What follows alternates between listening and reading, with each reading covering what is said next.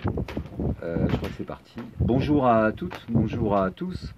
On est le 27 mai 2020 et j'espère que tous et toutes vous portez bien.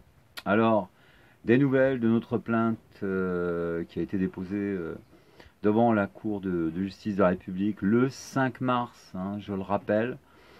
Donc on a eu des nouvelles, on a eu la greffière du tribunal de la République au téléphone qui nous a confirmé que notre plainte donc serait examinée en commission, devant la commission des requêtes le 22 juin.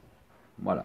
Alors ce qu'il faut savoir, c'est que cette commission des requêtes s'est déjà réunie, et je vous le donne en mille, pour faire passer toutes les autres plaintes des collectifs de médecins, hein, qui réclamaient donc des moyens, des masques et patins, couffins. Voilà où on est donc, alors que la nôtre est arrivée bien avant, hein. Anne me confirme cela. Voilà, donc vous voyez bien donc quand même il y a, si vous voulez, tout lieu de penser, hein, que tout est fait donc pour retarder notre action, voilà. Et si on venait, parce que bon, il faut y penser, à disparaître, eh ben cette affaire s'arrêterait. Voilà. Alors il y a aussi autre chose. Nous avons reçu un retour du procureur de la République qui mettait donc le général Lecointre, ce félon, ce traître-là, devant les magistrats. Eh bien, figurez-vous que la plainte a sauté, puisque donc on a eu un retour de courrier au mois de mai, là, il n'y a pas longtemps, et on devait répondre courant avril. Donc vous pensez bien que toute la procédure, elle saute. Voilà. Alors, dans ces conditions, hein, et parce que la partie adverse est déloyale, et que de toute façon il n'y a pas de séparation des pouvoirs, nous n'avons pas de magistrats indépendants, c'est pas vrai. Hein, c'est piloté directement donc, par le gouvernement, cette affaire. En l'occurrence, ils reçoivent les ordres de l'appareil des jésuites. Hein. Vous le savez maintenant que Macron et toute sa bande ne sont que des marionnettes, des pantins, des perroquets. Voilà, ce sont des gens comme Attali, hein, qui vont penser pour eux, ou les orléanistes, ou les Rose-Croix, ou le pape carrément. Quoi, hein, voilà. Alors il m'est venu donc une idée, après concertation avec Anne, ça ne sert à rien d'envoyer des plaintes à la Cour de justice de la République, à la Cour de cassation ou à n'importe quelle juridiction que vous voudrez, tout est verrouillé. Par contre, la seule juridiction, hein, je vais l'appeler comme ça, qui reste encore, si vous voulez, indépendante et qui peut recevoir les plaintes, eh ben, c'est la gendarmerie. Voilà. Et étant donné qu'il ne faut pas tenir compte, hein, du nombre de vues, du nombre d'abonnés, hein, évidemment, YouTube c'est encore eux, évidemment, qui nous bloquent. Donc voilà ce qu'il faut faire, parce que je suppose que comme nous, vous avez des enfants, et que ces enfants ont des copains, et nous, on fait ça surtout pour que les enfants, hein, aient un avenir, et certainement pas avec cette secte aux commandes, c'est d'aller massivement, tous et toutes, porter plainte à votre gendarmerie du coin, votre gendarmerie du village, à votre gendarmerie de la ville. Voilà. Mais vraiment, il faut le faire. C'est important. Parce que maintenant, vous avez la preuve, d'accord, que nous, on a respecté la procédure. D'accord, on a respecté, je veux dire, les convenances judiciaires. On a porté plainte. Ils mettent un couvercle sur notre plainte, d'accord. Ils vont tout faire pour retarder. Lecointre, notre plainte contre lui, allez hop, ils la font sauter. Donc, il faut aller directement porter plainte à la source, et c'est la gendarmerie. Et en plus, la gendarmerie, ils ont comme devise ne pas subir, d'accord. Et je l'ai rappelé dans l'autre vidéo, je le rappelle ici, d'accord, ce sont des soldats de la loi, hein. Ils opèrent une bienveillante fermeté à l'égard de tous, voilà. Donc votre plainte, ils vont la recevoir, mais il faut absolument y aller, d'accord, hein. Il faut absolument porter plainte contre, donc, alors le chef d'inculpation, j'ai un à côté de moi, donc c'est donc vous portez plainte donc contre Macron et son gouvernement, donc pour atteinte à la sûreté de l'État, parce que tout simplement ils sont liés par les articles 824, 547, 666 et 284 de la Constitution des Jésuites. C'est écrit noir sur blanc. De plus, donc cette Constitution s'oppose à la loi 1905, c'est-à-dire à la liberté de conscience, hein, d'accord. Dans une démocratie, donc, l'État garantit la liberté de conscience à tous et à toutes. Bien. Et ensuite, donc, on s'appuie aussi sur la jurisprudence de 1762, hein, qui a dissous définitivement les jésuites du territoire de France. Voilà, donc, mes abonnés, où on en est.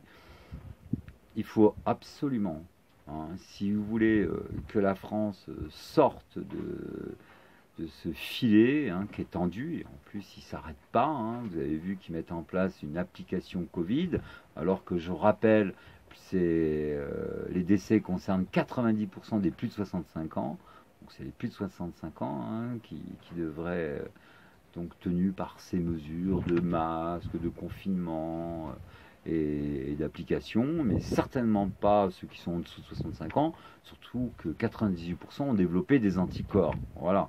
Et je rappelle aussi que c'est plutôt donc un bilan du système immunitaire, hein, qui présente des carences, hein, puisque c'est le seul responsable là-dedans de l'aggravation, hein, de la grippe, donc qu'il faut, si vous voulez, mettre en cause, hein. C'est le système immunitaire qui est très faible. Voilà.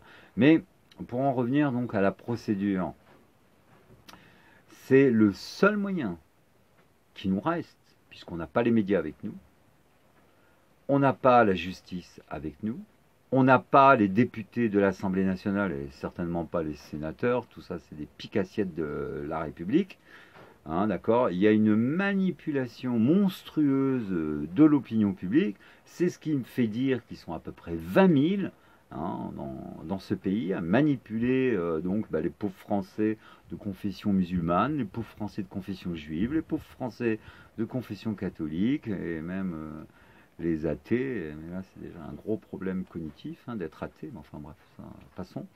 Donc, si vous voulez, il faut absolument, de toute façon, qu'on arrive à chasser cette secte, hein, du gouvernement, des médias, de l'information en général. Et ça, vous voyez, les gendarmes ne peuvent pas refuser votre plainte. Alors, ils ne peuvent pas la refuser si vous allez suffisamment rapidement porter plainte. Avant donc qu'ils aient donné l'ordre à tous les gendarmes de ne pas prendre les plaintes qui concerneraient les jésuites. Voilà. Hein, vous avez compris maintenant comment ça marche. Si vous voulez, cette structure des jésuites ne tient que sur l'obéissance. Uniquement sur l'obéissance. Mais celui qui obéit, d'accord, hein, celui qui obéit, il obéit parce que, si vous voulez, il prend en considération que la personne qui lui donne l'ordre, elle est moralement, si vous voulez, intègre, d'accord.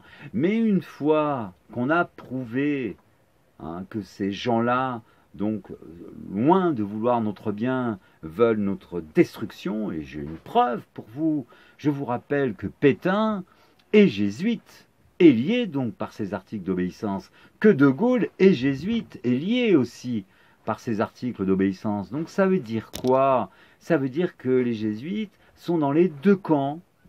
Voilà, et comme ça, écoutez, s'il y a des résistants comme Jean Moulin, ils n'ont aucune chance de s'en sortir. Parce que le pauvre Jean Moulin et ses compagnons, hein, qui pensaient donc que le général de Gaulle était dans leur camp, en définitive, non. Et d'ailleurs, je vais de ce pas, là, faire une pause et vous montrer donc un extrait touchant. A tout de suite. J'avais donc rendez-vous ce jour-là avec un membre du réseau anglais qui s'appelait Gilbert et avec un prêtre qui était un agent de la Gestapo. Et je fais le trajet de la gare de la Bastille à la gare de Lyon et à mi-chemin, j'ai eu brusquement une sensation de danger. Et je me souviens avoir dit à Gilbert, allez-vous-en. Il m'a regardé avec des yeux d'Épagnol breton et il s'est éloigné. Et j'ai continué quelques pas encore avec Alèche. Et Alèche était le prêtre. Je suis arrivée à l'endroit où on perforait les billets et Alèche a montré son billet. Je le vois qui s'éloigne et je vois que personne ne part derrière lui, et on me touche l'épaule, et quelqu'un me dit « Police allemande, suivez-nous ». Voilà, cette malheureuse qui a fait confiance, donc un curé, hein, certainement un jésuite. Et évidemment, hein, c'est pour ça qu'après coup, si vous voulez, elle cite, elle comprend que ça ne pouvait être que lui qui l'ait dénoncé, et donc elle en parle qu'après coup. Mais ça, donc tout ça pour vous expliquer, si vous voulez, que les jésuites, d'accord, ont causé à travers les siècles que des malheurs. Par exemple, en Antilles-Guyane, ils avaient 2000 esclaves, hein, sur toute la Caraïbe, notamment un certain Lavalette, hein, qui a mis la puce à l'oreille justement aux magistrats de 1762. On les retrouve aussi donc dans le massacre des Amérindiens. Hein. Je veux dire, actuellement encore, la forêt amazonienne, d'ailleurs je crois que c'est une grosse compagnie de travaux publics qui est aux mains du Vatican. Voilà. Les jésuites, donc avec la Seconde Guerre mondiale, donc ont déporté les juifs, ont déporté les tziganes. Voilà. Je vous rappelle au passage qu'un sioniste, c'est un antisémite. Hein. Ce n'est pas un juif, d'accord. Attali, il est ici, comme Luc Ferry, comme BHL, comme tous les autres, hein, qui sont sionistes ou talmudistes, hein, d'accord. Ils sont là pour dégrader l'identité juive. Voilà. Là, on vous colle un petit peu la déclaration d'Attali, qui déclare donc qu'il est pour l'euthanasie après 65 ans, parce que l'homme n'est plus rentable. Donc comment voulez-vous, avec de telles déclarations, si vous voulez ne pas susciter ensuite de rancœur à l'égard des juifs, d'accord? Mais c'est faux. Je veux dire, il est là pour dégrader l'identité juive, comme Tariq Ramadan, fabriqué en Suisse, comme Soral, hein, il est là pour dégrader l'identité musulmane. Et ça, tant que les juifs ne comprennent pas, d'accord, que le mal il est carrément à l'intérieur de leur communauté, et les musulmans ne comprennent pas que le mal il est à l'intérieur de la communauté, et que les catholiques, avec les jésuites, aussi ne comprennent pas que le mal il est à l'intérieur de leur communauté, bon, écoutez, voilà, on n'y arrivera pas. Mais bon, de toute façon, en 2020, encore avoir des gourous religieux à la tête de l'exécutif pour orienter la vie des Français, non, merci. Voilà. Alors, il reste un tout petit peu de temps, parce qu'il faut que je laisse de la place pour les extraits. Donc vous avez compris qu'il était vital pour nos enfants, et les copains de nos enfants, et ils comptent sur nous, et ils ne nous pardonneront pas de ne pas avoir au moins tenté tout. Hein, d'accord, il faut tout tenter. Donc, vous pouvez porter plainte aussi, je crois, par intermédiaire d'Internet, hein, auprès de la gendarmerie. Voilà.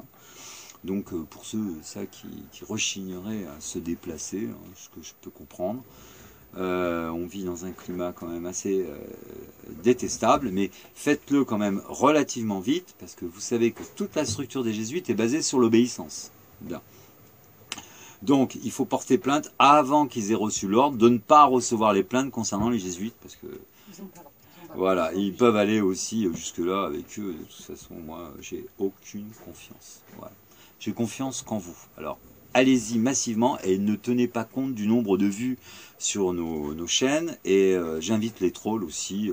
Voilà, à être un peu plus intelligent, arrêtez de venir sur mes chaînes, parce que quand on va dans votre playlist, on voit que vous rabattez pour Le Pen, ou pour Asselineau, ou que sais-je encore. Et moi, je l'ai déjà dit, je ne soutiens que 3 personnes.